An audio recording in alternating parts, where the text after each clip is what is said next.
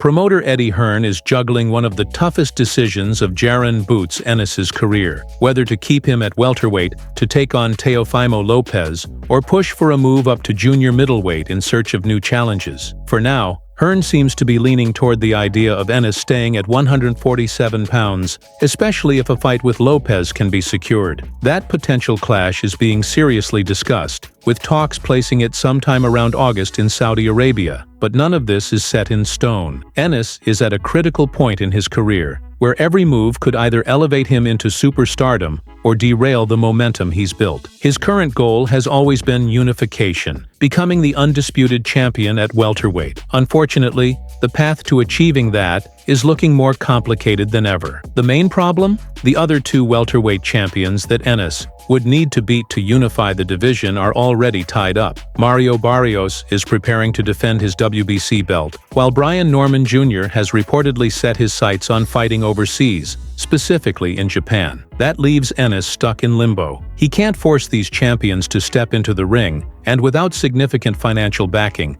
like support from the Saudis, it's unlikely Hearn alone can put up the kind of money required to make those fights happen. This is boxing politics at its finest, where great matchups can get shelved because of scheduling conflicts, money disagreements, or plain old bad timing. As much as Ennis wants those belts, he's facing the real possibility that they might remain out of reach for now. With those unification fights slipping away, the Teofimo Lopez fight suddenly feels like a golden opportunity. It may not offer a new belt or complete Ennis's dream of becoming undisputed, but it would be a big money fight with a lot of eyeballs on it. Lopez has a name, he has fans, and he's coming off a recent win, which adds a layer of legitimacy to the bout. While Ennis would be the favorite going in, especially considering his size and strength at welterweight, fights like this bring exposure, legacy, and potentially even a chance to open doors for bigger opportunities down the line. Lopez, who's currently the WBO super lightweight champion, has shown interest in jumping up a division.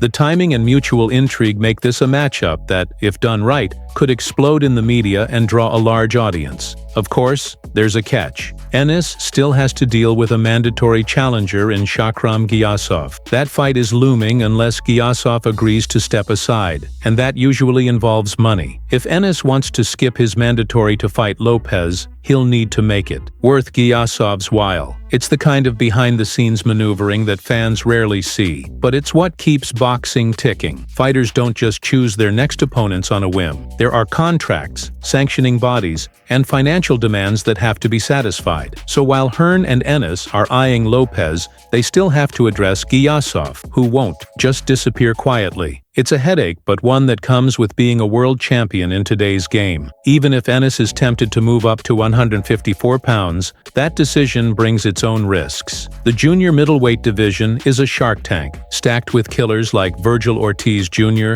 Tim Chu, Bakram Murtazaliev, and Sebastian Fundora. Unlike at 147, where Ennis often enjoys a size and power advantage, moving up means entering a weight class where he'd face opponents just as big, and possibly more seasoned. That would force Ennis to rely less on physical dominance and more on pure boxing IQ and skill. It's a leap he's clearly thinking about, but there's still hesitation. If he knew he could bulldoze through the 154-pounders like he has at welterweight, he probably would have moved already. But the unknowns at junior middleweight are real, and they're giving both Ennis and his team reasons to pause. What's interesting is how all of this reflects Ennis's mindset. He's not chasing easy fights. Legacy matters to him, maybe even more than the money. Sure, he wants to be paid, but there's a refreshing quality about his focus on fighting the best. He's not the type to duck smoke or avoid challenges. If anything, his frustration comes from not being able to line up the fights he wants. He doesn't just want to defend his belt, he wants to unify and prove that he's the best in the world. That's why this period of waiting is so frustrating for him. Time in boxing is everything. One bad move or year wasted can mean a missed prime or a forgotten contender. Ennis doesn't want to be that guy, stuck waiting while others get the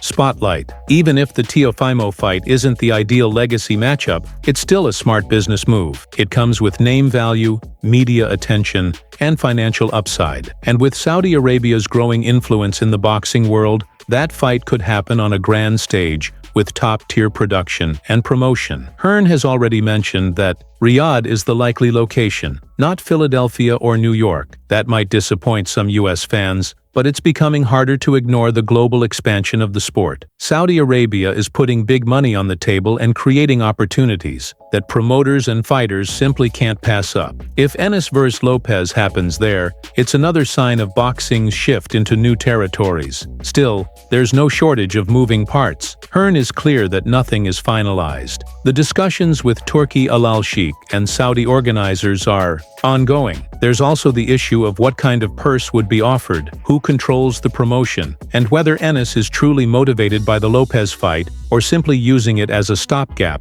until the belts become available again. It's not like Ennis is dreaming of fighting Teofimo. From Hearn's own words, you can tell this is more of a practical decision than a passionate one. Ennis is looking around and seeing that unification isn't happening right now. So it's like, okay, what else can we do? Who's next in line? Lopez? Alright, let's talk. Another question is whether this fight could or should happen in America. Hearn doesn't think so. He's been vocal about expanding boxing beyond US borders. Yes, the fight could draw a huge crowd in Philadelphia, but Hearn's thinking bigger. He wants to capitalize on the sport's global growth, and places like Saudi Arabia are now seen as serious hubs for high-profile fights. It's a different kind of energy, a different kind of audience, and massive money is being pumped into the sport. Lopez, known for being unpredictable and sometimes flat in the ring, could benefit from a fresh environment. His last performance against Barboza Jr. didn't thrill many fans, and if he pulls the same antics again,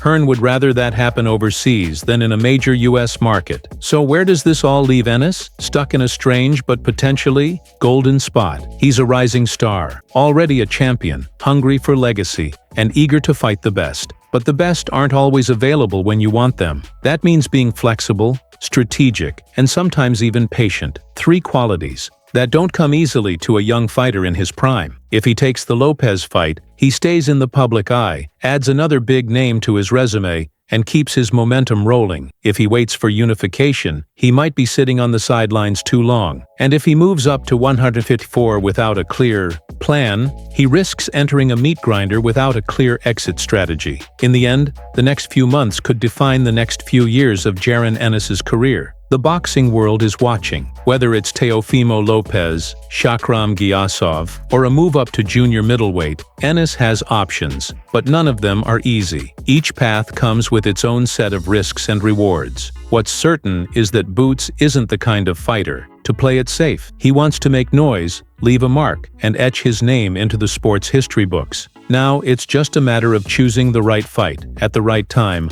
on the right stage. And with Eddie Hearn pulling the strings, behind the scenes, expect some fireworks no matter which direction they go. And as the pressure mounts, so does the attention. Boots Ennis isn't just a local Philadelphia hero anymore. He's stepping into the global spotlight whether he's ready or not. Every move he makes is dissected by pundits, fans, and rivals alike. Teofimo Lopez might bring the buzz, but he's also a fighter with his own baggage. Mood swings, inconsistent performances, and a track record of saying the right thing one day and ghosting the next. That unpredictability makes this potential bout both exciting and risky. For Ennis, it's not just about beating Lopez, it's about navigating the media circus that comes with him. One false move, one off night, and the narrative flips. Suddenly the talk isn't about Ennis being the next superstar. It's about him being overhyped. That's the double-edged sword of fame in boxing. You get the headlines, but you also get the heat. Meanwhile, Teofimo Lopez isn't exactly walking into this scenario with nothing to lose. If he jumps up in weight and gets dismantled by Ennis, his reputation takes a major hit. People will say he was always just a blown-up lightweight who got lucky against Lomachenko and never truly adjusted. Afterward, that adds fuel to the fire. Lopez has a chip on his shoulder, and fights like this give him a chance to rewrite his own story. But at the same time, he's walking into a lion's den. Ennis is not just any welterweight. He's a sharp,